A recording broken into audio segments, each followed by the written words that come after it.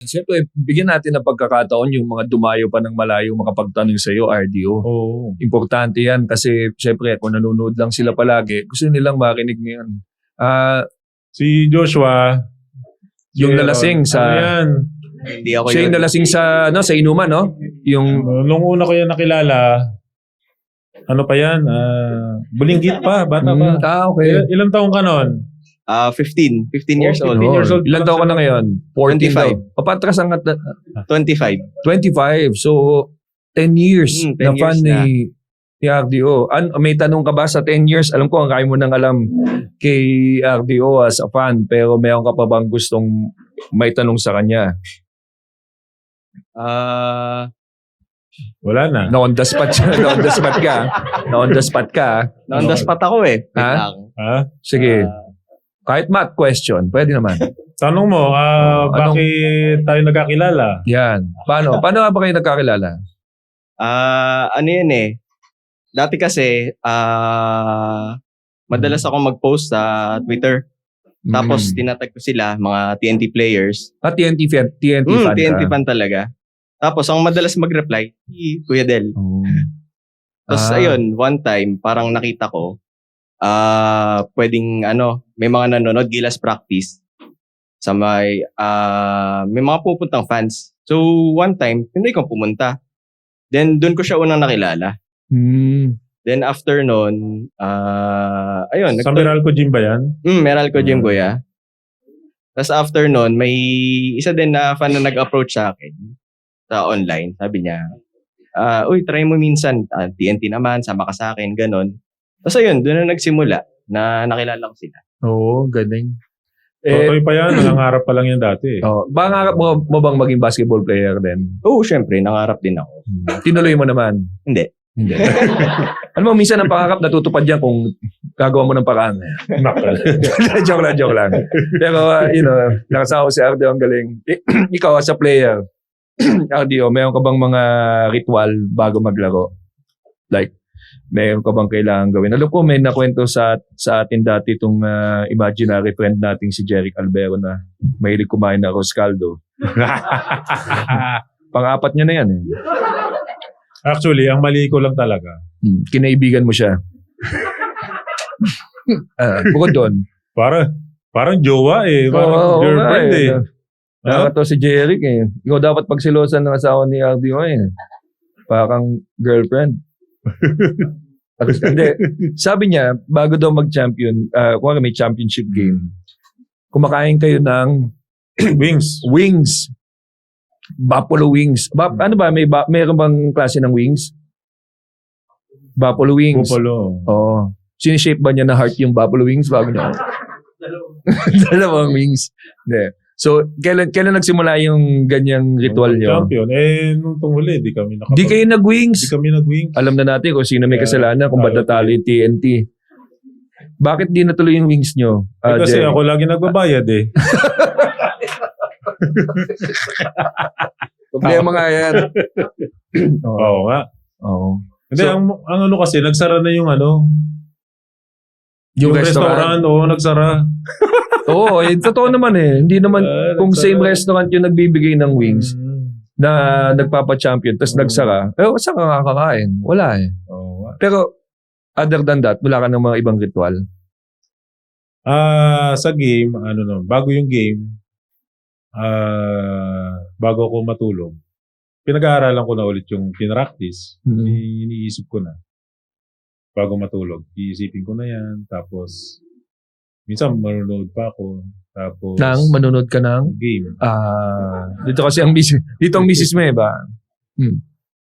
Kasi minsan nagbibigay din sila ng mga clips. Oo. Pinapanood ko yun. Pinag-aaralan niya.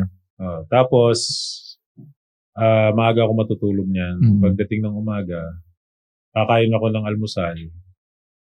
Mga 6:30 or 7. Kain ako almusal. Ginisang itlog sa kamatis. Ginisang itlog sa kamatis. Oo. Ikaw gumagawa niyan? Si Mrs. Ayun, niluluto niya. Kasi pag ikaw nagloko ka, yun din gagawin niya, ginisang itlog sa kamatis. Gigising yung Gigising itlog ko. itlog niya. Papakain sa pato.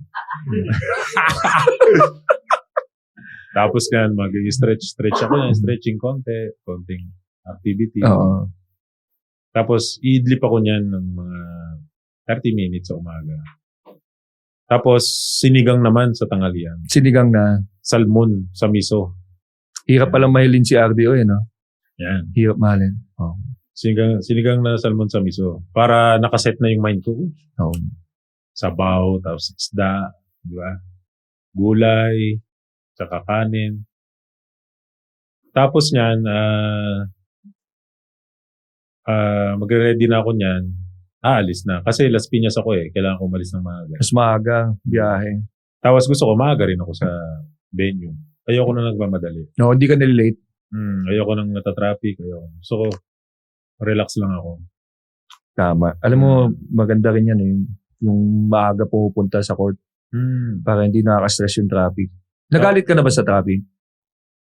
Ikaw ba parang Nagalit din sa akin yung traffic. nag-road rage ka na ba, RDO, habang nagdadrive? Sikuhin kita eh!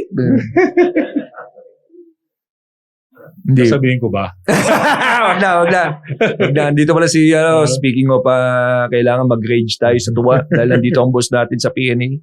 Si Ron, nandito rin. May tanong si Ron. Ron, anong tanong mo? Mula sa kumuling. Easy lang.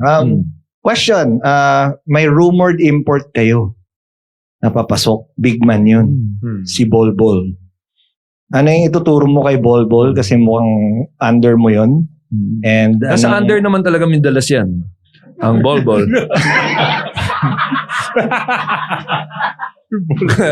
ano yung tuturo mong moves kay Bolbol para mag-try siya sa magsuklay.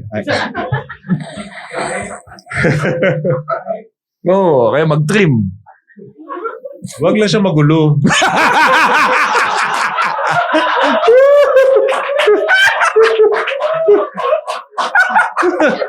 Di ba? Oo, tama. Pag kumanta ka, Oo, gulo. ba naman ito? Okay, gulo. Okay, gulo. Oo nga, magulo. Okay, Pangit isa- bulbul. Oo. Yung buwagag maglaro. Ang buwagag mo maglaro. Masyado ka magulo. Pero- Suklayin natin yung play. Siguro, ano na siya Hindi ko na yan matuturuan ng mga ibang, ang dyan, parang reminders lang yan. Tsaka kung ano yung i-expect niya sa game, kung ano i-expect niya sa next game, kung ano yung gagawin sa kanya ng player na to, sa kanya, aasa rin ba siya niyan, o baka ikaw yung maging decision maker sa loob, yung mga ganon. So, kasi siya, 6 or 7 year na yan sa NBA. Oo. Tapos anak pa ng legend din. Oo, ni Ball.